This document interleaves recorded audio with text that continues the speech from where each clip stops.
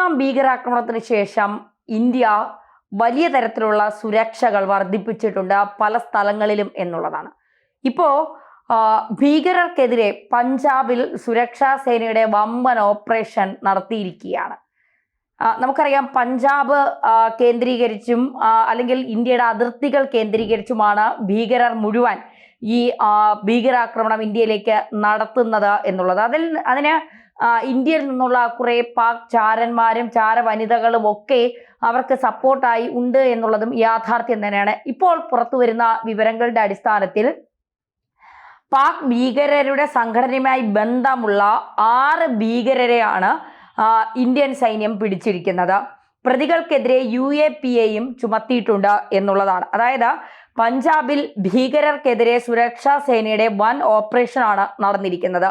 തുറന്ന പോരാട്ടത്തിലും വെടിവയ്പിലും 6 ഭീകരരെ കീഴ്പ്പെടുത്തി അറസ്റ്റ് ചെയ്യുക മാത്രമല്ല, ഭീകരർക്കെതിരെ UAPA ചുമത്തുകയും ചെയ്തിട്ടുണ്ട്. പഞ്ചാബ് കേന്ദ്രീകരിച്ചുള്ള പാകിസ്ഥാന്റെ ISI പിന്തുണയുള്ള ഭീകര ശൃംഖലയിലുള്ള 6 പേരെയാണ് സൈന്യം കീഴ്പ്പെടുത്തിയത്. ബലാട്ട പോലീസ് സ്റ്റേഷൻ പരിധിയിലാണ് സംഭവം. അതായത് പഞ്ചാബിലെ ബലാട്ട പോലീസ് സ്റ്റേഷൻ പരിധിയിലാണ് ഈ സംഭവം നടക്കുന്നത്.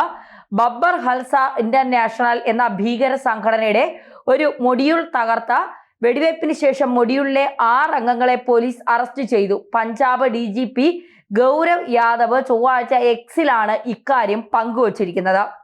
ജതിൻ കുമാർ എന്ന രോഹൻ, ബരീന്ദർ സിംഗ് എന്ന സാജൻ, രാഹുൽ മസിദ്, എബ്രഹാം എന്ന രോഹിത്, സോഹിത് സുനിൽകുമാർ എന്നിവരാണ് അറസ്റ്റിലായതെന്ന് senior police superintendent Suhail Kasim Mir അറിയിച്ചു.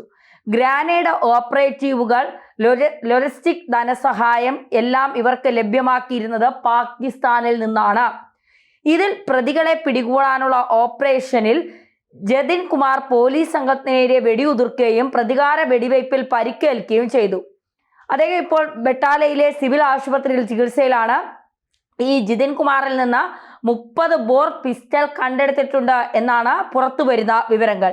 ഭീകര ശൃംഖലയുടെ വിവിധ ഉപ മൊഡ്യൂളുകളിൽ ഉൾപ്പെട്ടവരായിരുന്നു അറസ്റ്റിലായ വ്യക്തികളെന്ന് SSP പറയുന്നു. നിരോധിത ഭീകര സംഘടനയായ BKIയുമായി മൊഡ്യൂളിന് ബന്ധമുണ്ടെന്ന പ്രാഥമിക അന്വേഷണത്തിൽ നിന്ന് വ്യക്തമായിട്ടുണ്ട്. വിദേശ ആസ്ഥാനമായുള്ള ഹാൻഡലർമാരായ മന്ദിർ ബില്ല, മന്നു അഗ്വാൻ എന്നിവരുടെ കീഴിലാണ് ഈ സംഘം പ്രവർത്തിക്കുന്നതെന്നും ഹർവീന്ദർ സിംഗ് റിൻഡയുടെ നിർദ്ദേശപ്രകാരം പ്രവർത്തിക്കുന്നുണ്ടെന്നും സുഹൈൽ പറയുന്നു. പോർച്ചുഗൽ ആസ്ഥാനമായുള്ള മനീന്ദർ ബില്ലിൽ നിന്ന് ഇവർക്ക് സാമ്പത്തിക സഹായം എത്തിയിരുന്നു. അമേരിക്കയിൽ ഹാപ്പി പാസിയന്റെ അറസ്റ്റിനെ തുടർന്ന് അടുത്തിടെ പ്രവർത്തന നേതൃത്വം ഏറ്റെടുത്ത BAK സൂത്രധാരൻ മന്നു അഹാനിൽ നിന്ന് പ്രതികൾക്ക് നേരിട്ടുള്ള നിർദ്ദേശങ്ങൾ ലഭിച്ചിരുന്നതായും ജില്ലാ പോലീസ് മേധാവി വ്യക്തമാക്കി. ഭാരതീയ ന്യായ സംഹിത, നിയമവിരുദ്ധ പ്രവർത്തനങ്ങൾ നിയമം എന്നിവയിലെ പ്രസക്തമായ വകുപ്പുകൾ പ്രകാരമാണ് പ്രതികൾക്കെതിരെ അല്ലെങ്കിൽ ഭീകരർക്കെതിരെ കേസുകൾ എടുത്തിട്ടുള്ളത് എന്നുള്ളതാണ്. അതായത് പഹൽഗാം ഭീകരാക്രമണത്തിന് ശേഷം ഇന്ത്യ നൽകിയ ഒരു മറുപടി, അല്ലെങ്കിൽ ഇന്ത്യ ഇപ്പോഴും പറയുന്നത് വെള്ളവും രക്തവും ഒരുമിച്ചൊഴുകില്ല.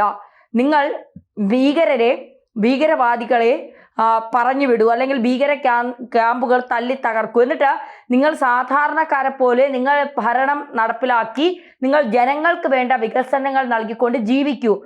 ഭീകരവാദം നിങ്ങൾ ഒഴിവാക്കൂ. നിങ്ങളുടെ ഒരു കാര്യത്തിലും ഇടപെടാൻ ഇന്ത്യ വരില്ല, നിങ്ങളെ ഒരു തരത്തിലും ബുദ്ധിമുട്ടിക്കാൻ ഇന്ത്യ വരില്ല എന്ന ഇന്ത്യ കൃത്യമായ നിലപാട് സ്വീകരിക്കുന്നു. പക്ഷേ ഭീകരവാദികൾക്ക് അന്നം മൂട്ടി വളർത്തുന്ന പാകിസ്ഥാൻ ഒരിക്കലും അതിന് തയ്യാറാകില്ല എന്ന് നമുക്ക് ഓരോരുത്തർക്കും അറിയാവുന്ന കാര്യമാണ്. പാകിസ്ഥാനെ സംബന്ധിച്ചിടത്തോളം ഇപ്പോൾ നിരവധി ഭീകര പ്രവർത്തനങ്ങളിലൂടെയാണ് അവർക്ക് വരുമാനം കിട്ടുന്നത്. അതായത് പല രാജ്യങ്ങളും ആക്രമിച്ച്, നേരത്തെ പാക് പ്രതിരോധ മന്ത്രി തന്നെ പറഞ്ഞു, അമേരിക്കയ്ക്കും ബ്രിട്ടനും വേണ്ടിയൊക്കെ അവർ ഇത്തരത്തിൽ ഭീകരവാദികളെ വളർത്തി വന്നത് അമേരിക്കയ്ക്കും ബ്രിട്ടനും വേണ്ടിയിട്ടാണെന്നൊക്കെയുള്ള വിവാദമായ പ്രസ്താവനകൾ പാകിസ്ഥാൻ പ്രതിരോധ മന്ത്രിയുടെ ഭാഗത്തു നിന്നുണ്ടായി. അപ്പോൾ പാകിസ്ഥാനിലെ ഭീകരരെ ചില ലോകരാജ്യങ്ങൾക്ക് അത്യാവശ്യമാണ്. അതുകൊണ്ട് അവർ ഈ പാകിസ്ഥാനിലെ ഭീകരവാദത്തെ പ്രോത്സാഹിപ്പിക്കും, പാകിസ്ഥാനെ പ്രോത്സാഹിപ്പിക്കും ഒക്കെ ചെയ്യും. പക്ഷേ ഇന്ത്യയെ സംബന്ധിച്ച് ഇന്ത്യ തുടക്കത്തിലെടുത്ത, എനിക്കൊന്ന് 2014 ശേഷം നരേന്ദ്രമോദി സർക്കാർ അധികാരത്തിൽ വന്നതിന് ശേഷം ഇന്ത്യ എടുത്ത ഏറ്റവും കടുപ്പിച്ച നിലപാട് എന്ന് പറയുന്നത് ഭീകരവാദത്തെ വച്ച് വാഴിക്കില്ല, അതിനെ വേരോടെ അറുക്കും എന്ന് തന്നെയാണ്.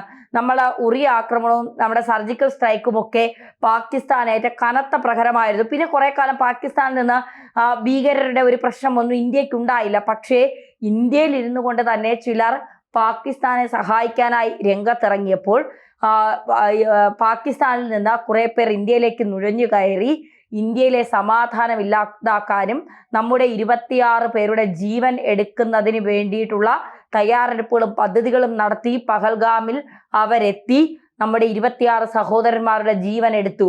അപ്പോൾ ഇന്ത്യ പറഞ്ഞു, ഇതിന് കൃത്യമായ മറുപടി ഞങ്ങൾ തരും. ആ മറുപടി നിങ്ങൾ പ്രതീക്ഷിക്കുന്നതിലും അപ്പുറമായിരിക്കും. ഇന്ത്യ തരുന്ന മറുപടി പാകിസ്ഥാന് താങ്ങാൻ കഴിയുന്നതിലും അപ്പുറമായിരിക്കും. അപ്പോൾ പാകിസ്ഥാൻ പറഞ്ഞത്, ഞങ്ങൾക്ക് ആണവായുധങ്ങളുണ്ട്, 130 ആണവായുധങ്ങളാണ് ഞങ്ങളുടെ കയ്യിലുള്ളത്, ഞങ്ങളത് ഇന്ത്യക്ക് നേരെ തിരിച്ചു വെച്ചിരിക്കുകയാണ്, ഏത് നിമിഷം വേണമെങ്കിലും ഞങ്ങളത് പ്രയോഗിക്കാം.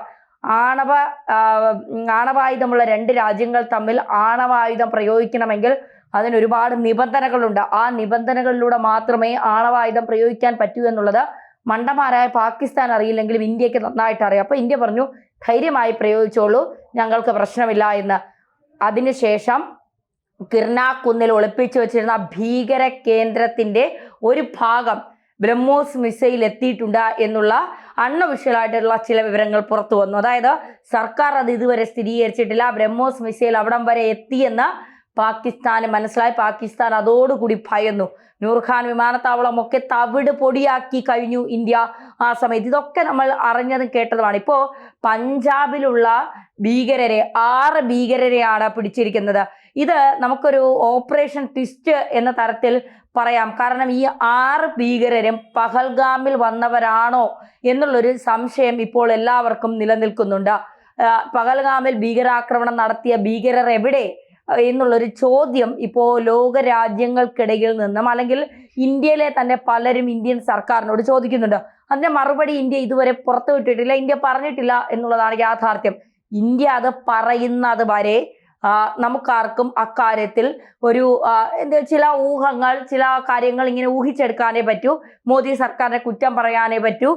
പഹൽഗാമിൽ ഇത്ര ഭീകരാക്രമണം നടത്തിയിട്ട് നിങ്ങൾ എന്തുകൊണ്ട് അവരെ പിടിച്ചില്ല, അവരെവിടെയാണ്, അവർ ആ വനമേഖല 25 കിലോമീറ്ററിലേ ഉള്ളൂ, ആ വനമേഖലയിൽ ഇപ്പോഴും അവർ സുഖിച്ച് വാഴുകയാണ്, അല്ലെങ്കിൽ അവർ ഈ ആക്രമണം നടത്തിയിട്ട് പാകിസ്ഥാനിലേക്ക് പോയി എന്നൊക്കെ പറഞ്ഞുകൊണ്ട് ഇന്ത്യൻ സർക്കാരിനെതിരെയും ഇന്ത്യൻ സൈന്യത്തിനെതിരെയും ഒക്കെ നമുക്ക് വലിയ ആരോപണങ്ങളും വിമർശനങ്ങളും ഒക്കെ ഉന്നയിക്കാം. പക്ഷേ ഇന്ത്യ മിണ്ടണമെങ്കിൽ ഇന്ത്യക്കറിയാം, അല്ലെങ്കിൽ നരേന്ദ്രമോദിക്കറിയാം എപ്പോ ഇതിന്റെ കാര്യം പുറത്തു പറയണം, എപ്പോഴാണ് ഇതിന്റെ വിവരം പുറത്തു പറയേണ്ടത് എന്ന് നന്നായിട്ട് അദ്ദേഹത്തിന് അറിയാം. ആ സമയം വരെ ചില യാഥാർത്ഥ്യങ്ങൾ മറച്ചു വെക്കുന്നതാണ് രാജ്യത്തിന് ഗുണകരമെങ്കിൽ ആ യാഥാർത്ഥ്യങ്ങൾ പറയാതിരിക്കുന്നതാണ് നല്ലത് എന്ന് ഇന്ത്യൻ സർക്കാരിനും ഇന്ത്യൻ സൈന്യത്തിനും അറിയാം. അതുകൊണ്ട് അവർ അത് പറയില്ല എന്നുള്ളതാണ് യാഥാർത്ഥ്യം. എന്തായാലും ഇന്ത്യയെ സംബന്ധിച്ചിടത്തോളം ഈ 6 ഭീകരരെ പഞ്ചാബിൽ നിന്ന് പിടിച്ചു. ഓപ്പറേഷൻ ട്വിസ്റ്റ് തന്നെയാണ് അത്. ഇനിയും എത്ര എണ്ണം ഇതുപോലെ ഇന്ത്യൻ ജയിലുകളിൽ കിടന്ന് അഴി എണ്ണേണ്ടി വരുമെന്നുള്ളത് കാത്തിരുന്ന് തന്നെ കാണണം.